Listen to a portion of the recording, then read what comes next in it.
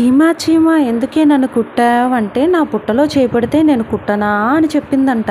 ఇది మన చిన్నప్పుడు చాలాసార్లు విన్న కథ. అప్పుడు నాకు డౌట్ వచ్చింది, అసలు చీమలు ఎందుకు లైన్లోనే వెళ్తాయి? మీకు ఇప్పుడు ఆ డౌట్ కలిగింది కదా, రండి తెలుసుకుందాం. చీమలు వాటికి ఆహారం దొరికినప్పుడు నేలపై ఫెరోమోనస్ అనే ఒక కెమికల్ని విడిచిపెడతాయి. అవి ఒక స్మెల్ని నేలపై ఇస్తుంది. అందుకనే ప్రతి చీమ ఒక దాని వెనుకాతలే వెళ్తాయి. అందుకు చీమలు ఒక లైన్లో వెళ్తున్నట్టు కనిపిస్తాయి. దానికి కారణం ఫెరోమోనస్ అనే ఒక కెమికల్ స్మెల్. ఫ్యాక్టు, తేనెటీగలు పువ్వులను ఎలా గుర్తిస్తాయో మీకు తెలుసా? ఎందుకంటే మనం ఎలా మనకు కావలసిన పువ్వులను, పూజకి ఏ పువ్వులు కావాలో ఏమొద్దు అని ఎంచుకుంటామో, అలానే తేనెటీగలు కూడా వాటికి ఏ పువ్వుల నుంచి అయితే ఎక్కువ తేనె హనీ లభిస్తుందో వాటిని ఎంచుకుంటాయి. తేనెటీగలకు స్మెల్ పవర్ చాలా స్ట్రాంగ్గా ఉంటుంది. ఫ్లవర్స్ నుంచి వచ్చే సెంట్ని అవి చాలా దూరం నుంచే గుర్తిస్తాయి.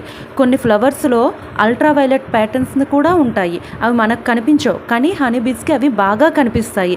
అలా రంగుతో, వాసనతో అండ్ ఈ అల్ట్రావైలెట్ కిరణాలతో ఇలా వాటికి కావలసిన పువ్వులను తేనెటీగలు చాలా ఈజీగా గుర్తిస్తాయి. ఫ్యాక్ట్ 3, ఎప్పుడు వర్షం వస్తుందా అని చూస్తుంటాం కదా, అలాంటప్పుడు మేఘాలు నల్లగా ఉంటాయి. కానీ మ్యాక్సిమం ఎప్పుడు మేఘాలు తెల్లగానే కనిపిస్తాయి. అలా తెల్లగా ఎందుకుంటాయో మీకు తెలుసా? తెలుసుకుందాం రండి. మేఘాల్లో చిన్న చిన్న నీటి బిందువులు, ఐస్ పార్టికల్స్ ఉంటాయి. అవి సూర్యుడు వెలుతురు వాటిపై పడినప్పుడు అన్ని కలర్స్ని అవి స్కేటర్ చేస్తాయి, అంటే రిఫ్లెక్ట్ చేస్తాయి. అన్ని కలర్స్ కలిస్తే మనకి ఏ కలర్ వస్తుంది? వైట్ కలరే వస్తుంది. అందుకే క్లౌడ్స్ అన్నీ మ్యాక్సిమం వైట్ కలర్లోనే మనకి కనిపిస్తాయి. ఇవి చిన్న చిన్న ఫ్యాక్ట్సే అయ్యుండొచ్చు, కానీ మనం డైలీ లైఫ్లో రోజు చూస్తున్నవే. ఇలాంటి ఫ్యాక్ట్స్ని తెలుసుకోవాలని కుతూహలం చాలామందిలో ఉంటుంది.